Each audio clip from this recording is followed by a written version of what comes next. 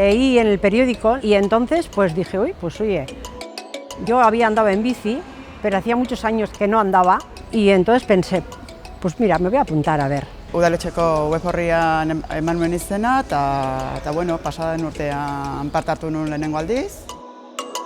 Eta pentsatu nuen zela momentu aproposena ikasteko. Aitak bere saiakerakin bazitun ere, ez zuen lortu ni txirrindan ikastea eta hor txikitandik neukan grina zen.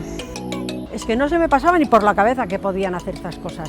A veces dices, va, ¿cómo voy a comentar ahora con mi edad ponerme a andar en bici, no? Pero ¿por qué no? Luego ya vas cogiendo confianza, los monitores súper bien, porque están contigo ahí. Recuerdo que yo les decía, no me sueltes, no me sueltes. Horretan, Josetxo eta Xabi, bueno, lujo bat, vamos, ezin da gehiago eskatu. Mi experiencia, desde luego, fantástica.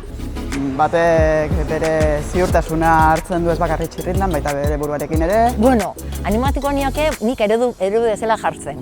Eta nik lortu badet, edo nor lortu dezake. Gainera, eske benetan hemen etxean bezala gaude, oso ondo.